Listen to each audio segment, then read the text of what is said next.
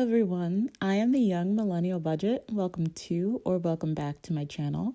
If you enjoyed the video today, please don't forget to like, comment below, and subscribe because it really does help out my channel and I love interacting with you guys down in the comments. So today you guys will be seeing me recap the month of April 2021 to discuss some of the spending and the progress that I've made towards my financial goals. So I have a 6-step process I'll be trying to implement starting this month. I created this checklist after viewing a couple of other YNAB YouTubers such as Barlow Street and Gen Z Finance to kind of figure out what things people look at monthly. And I can say I've already completed step 1, which is reconciling my accounts. In my tracking accounts, I just wanted to update you guys. So I haven't made any payments towards my Mohilo loans 1 and 2. I'm waiting until the end of September when the interest starts to accrue again. However, I am still putting money towards my student loan sinking fund. In the month of April and September, my Robinhood account went up $16.80, which I'm very happy about because I'm finally starting to see a gradual increase in my account after those 2 losses I had in the beginning of the year. In my 401k contribution, I have now crossed 4,000 this month, which is really exciting. So I'm happy to be crossing another milestone. And I myself contributed about $450 if you see my 2 pre-tax contributions. And the account increased by $73.81 from the market, which I'm excited for. And I will be continuing this contribution for the last 2 paychecks I have with this job. I was considering lowering my 401k contribution just because my company will no longer be vested in me because I'm not staying long enough for them to be fully vested. And at first I was considering whether I should continue contributing as much as I am when I know I have other goals, but I'd rather just keep my contributions as is and reevaluate once I start my next job. In my Roth IRA, I saw a $2.62 decrease, which is something that I'm not too worried about at this time. My account was pretty much up like $10 to $20 throughout the month outside of my contributions. However, in this last week of April, it looks like it's been a down week. And even going into May now, it's persistently going down. I hope it won't end up being a bearish month, but we move forward, right? I'm just going to keep contributing, keep investing, and wait for the market to turn back up. So now I'm going to do step 2, which is to reflect on April spending and the progress that I've made. This month I spent $2,575, which is really unlike me. I typically never even cross that threshold of $2,000. However, I did go on an international vacation this month, which was so amazing. And I'm happy that I went, and it ended up being exponentially more expensive than I anticipated, but that's what travel is. If I go into my just for fun, you can see this category here is just my vacation. That by itself cost me $928 this month in addition to the amount of money I put into it last month. So when you look under my transactions, you can see that I ended up buying another flight with Delta Airlines. I originally bought a flight with Lufthansa that I was supposed to transit through Germany, and that was just so complicated. Germany kept changing the rules that they needed for testing with COVID, and I now know that my insurance does not cover COVID examinations for something unnecessary such as travel. So of course, coming out of pocket for all of these COVID exams, in addition to canceling that Lufthansa ticket, I got reimbursed, but they took $300. So if you take that $300 plus the $200 it cost me to get the COVID test abroad to come back into the USA, plus the COVID test I had to take to get the international visa to go abroad, this pandemic while traveling cost me about $635 just in COVID examinations and protocols, which is something I was and am totally willing to take on the brunt cost of. However, I cannot wait for that herd immunity to occur and for the pandemic to pass, because to pay an extra $600, even granted $300 of it was my own mistake with not being on top of the COVID regulations that are changing in transit states, I think paying over $600 for one exam to prove that I am negative is absurd. The whole trip cost me about $2,500-ish, but keep in mind I would have been under $2,000 had it not been for COVID. But I digress. I'm glad I traveled safely. And if you look at my other categories in my spending report, housing and living is about the same as usual. Granted, though, I do have a wasted transaction here as well. I went to Home Depot, and I swear, guys, I am a solicitor's dream, because I swear whenever I'm in a rush or I can't be bothered and someone's trying to, help me, give me advice, I'm normally like, sure, just add it to the cart. And that always ends up costing me so much more money than it should. So I went to Home Depot because I really wanted to paint the room that I have in my friend's house, just because when I moved in, this was previously the baby's bedroom, so there were a bunch of decals on the wall, and when we took them off, it peeled the paint. So when I went there, I was just planning on buying some paint, and I wanted to just do the splotches, and then I just wanted to do the splotches that were removed. I couldn't find the color match, and then they convinced me to paint the whole room. And then they convinced me to buy this extra special duct tape that's better for beginners. I bought this set of rollers that was the next set up from the one I originally wanted to buy. They told me that because the color I was getting was so light, I wanted to get a light gray. The room I'm in right now is currently a light gray as well, but I went a little bit lighter because I would have preferred the room to be brighter. And then they're like, oh, well, if it's darker, you need this primer in the paint so you can do one swatch as opposed to having to do the primer, wait for it to dry, and then add more paint.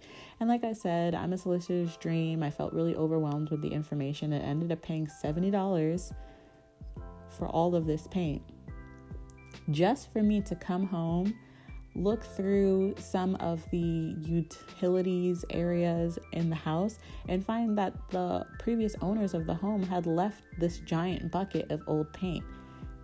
And I was able to fix the crevices there. The only thing that I bought from Home Depot that ended up being useful for me was a sanding brick, so that I could sand down the rough edges from the removed decal and paint it over with the paint that was provided, and that itself only cost $7. So I essentially wasted about $63. But yeah, that's my long-winded way of saying I need to do better. My 2021 goals isn't too much. It's just me contributing on Transfer Tuesdays, mostly to my Roth IRA. So I'm happy for the progress that I've made there. Food was a little bit higher than it should have been. In fast food, I went over budget as usual. I always budget $50 towards fast food, and I always go over. And I think this is the month I will finally adjust how much I put into this category, because I just need to be realistic. But I ate great, so that's a good sign. It wasn't all McDonald's. I went to a bunch of places around the city. In giving, I mailing something from someone that I visited when I was abroad, and I just paid for the postage myself. Personal care and health is very low, subscriptions as usual. So yeah, it was a decent spending month. I actually plan on going on more trips this year because I just graduated from college last May, and I was broke and unemployed when that happened, so I didn't really go anywhere, and we were in the middle of a pandemic. But now that I can afford to go on more trips, and I'm going from a job where I'm primarily working from home to a job where I will primarily be in a clinical setting, and the PTO isn't the same. They don't really let you take consecutive days in a row. I do want to take another trip in June before I start that job, just so I can do it while I can, if that makes any sense. So I know that Just for Fun may look just the same in May, but I'm preparing myself now. But yeah, that was my long-winded way of talking about my April spending. If I go into my all accounts section, you can see that these were the only 4 instances in which I felt I overspent. And One of them was that round trip ticket from Delta, because I wasn't anticipating spending more because I bought this ticket within days of traveling, and it just wasn't, I just didn't have enough money in my vacation category to cover it. So that was about $300 over budget for me. And then paying for the COVID test abroad, I genuinely didn't anticipate this costing $200. I don't know why in my head I just assumed because I was traveling to Africa, the COVID test would be cheaper, but it's actually way more expensive and way less accessible, in addition to my insurance not covering it. So that was $200. And then I came to Washington, D.C. I paid for my friends to get food at Roaming Roosters, which is a chicken sandwich spot I definitely recommend. I got them the sandwich for picking me up from the airport, and then I ordered some Chinese food with my friend. One thing I've definitely noticed is I spend a lot more money on fast food now that I've moved to my friend's house, just because now when they eat out, it's just like an easier excuse for me to eat out as well. So not only is it my own cravings that have me spending money on things like McDonald's and Chinese food, but it's also theirs. But like, I still take responsibility for it. I don't know if you guys get what I'm saying, but living with people makes it a lot harder to stick to your budget if they're not also budgeting. So I think that's the end of me talking about my April spending. So I'm going to go into my progress here. So I just need to switch right into my 2021 goals, and I will discuss a little bit about my progress. So here I'm going to flash on the screen what my Q2 goals are in terms of what I want to contribute. I am right on track with almost all of my goals. I contributed over $1,600 to my new vehicle fund, and I only have $750 left until I finish this goal. And this new vehicle sinking fund, I should be done funding by July, because that's when my new job starts, and my company car that I have with my current job will be taken away. So I need to prioritize this, especially in May. My 3-month sinking fund, I created this fund because I am starting a contract job in July, and you never know what the market will look like once you're done with a current job, and I just want to be fully prepared for maybe unemployment. That's why I wanted to be 3 months ahead, just so I can give myself the grace of 3 months before finding a new job. So I'm right on track there, and this fund will end in June 30th, 2020, because that's the last day of my contract job. My student loan sinking fund, I only want to contribute $1,000 in the 3-month period of April to June, that Q2, and I've contributed almost 2/3 of that already. So in these next 2 months, I only need to contribute $310 to be complete, and I'm really happy that I've done that for myself. Even though YNAB says this is what I need to stay on track, and I've extended this goal as well to December 31st, 2023. Originally, I wanted to finish funding this goal by the end of, I think it was December 2022. However, I started realizing with this contract job, I'm going to be taking a 34% pay cut. And with a car, there are a lot more expenses. I have to pay for that car insurance, the gas. And I just anticipated that I would be stretching myself really thin to be aiming for that December 2022. So this is more reasonable. And in these 3 months, I know that I'll be underfunding it based off of the amount that YNAB suggests, but I plan on increasing my contributions once I finally buy this car. And my emergency fund, that's just $50 a month, right on track there. And for vacation, like I said, I really do want to take another trip in June. So I'm going to try and front load a lot of this money in May. And I've made good progress. I'm 3/10 of the way there already. So yeah, I'm really happy. And I was able to remain 1 month ahead, which is always really nice. So that is the end of step 2, which was reflecting on my April spending and my progress. Now I'm going to discuss the rest of my YNAB and toolkit reports that I believe are relevant. So if you look at this report, you can see my inflow and outflow for the month of April.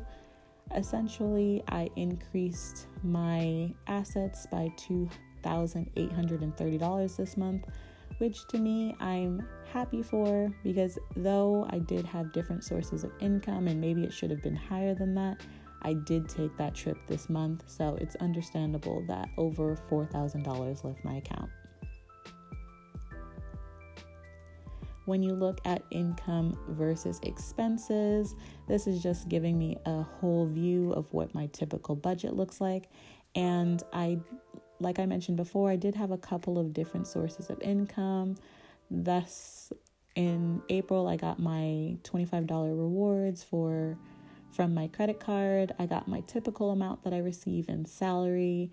I have now gotten to that point where I'm in the double digits with the amount of interest I receive on my Ally savings account, which is exciting, even though I know my money could be working harder for me if I were to put that into an ETF in the market. But for now, I'm okay with this interest payment. And in my Cash App, this was the restitution I've been receiving for investing in a company that went under, and they're now reimbursing their investors. And I don't think I'll be receiving restitution for the months of April to June. So I can't wait for that to restart, because it's always a nice, fluff to my budget. Everything looks about the same with home and living. None of these numbers alarm me to the point where I feel like I need to change anything. Hopefully I can return some of this purchase to Home Depot because I think this account is officially under $20, and I like to have money in there for just any home improvement or decor that I see. Dining out is the lowest it's been in a while, which I'm grateful for. Groceries is typical. Fast food is now basically at its new average, which is pretty much $60 a month. Fitness, I actually just got a gym membership to Planet Fitness. So this is the first time I think I've ever spent from this account. And that also means I need to change my goal for that. So I'll do that when I move into funding May. And then vacations, I've already talked a mouthful about that, so you guys already know. And yeah, everything else is looking very, very typical. And let's go into the regular YNAB reports. I've already discussed my spending, but let's talk about my net worth. So in the month of April, I increased my net worth by $3,600, which I actually think is so impressive because I spent a lot of money this month. I spent over $2,500 and still managed to increase my net worth by over $3,000. That's amazing. And I know a lot of this has to do with my 401k contributions plus the market growth because it was a bullish month. And I am very excited to see the continuous growth in my net worth. My goal for this year was to reach a net worth of about $13,000, and I hope I can still reach this because at this point, just for some clarification, let me just zoom in on this for a second.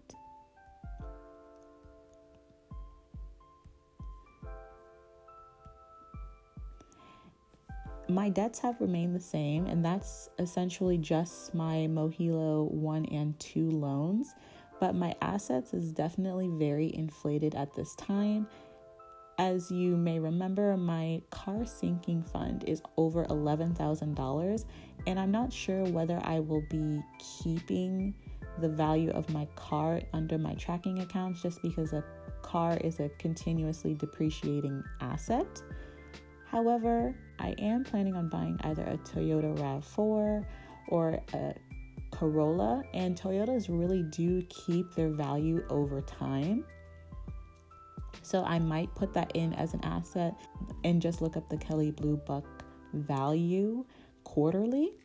But I'm not sure at this time, but my assets definitely will decrease by at least maybe 12 to 13 when I initially buy that car and then decide what I'm going to do with the tracking account. But I still believe even with that spending in that car sinking fund, that my net worth will remain on track to reach at least $13,000 by the end of 2021. So I'm excited to see when and if I get there. And these are the last two reports. This is the one I've talked about in the past. I don't really like too much. This month it said that I had a net gain of $1,733, which I'm really excited about. And just like before, you can see that I spent pretty much just as much spending in vacation and travel as I did in house and living. So that is completely fine.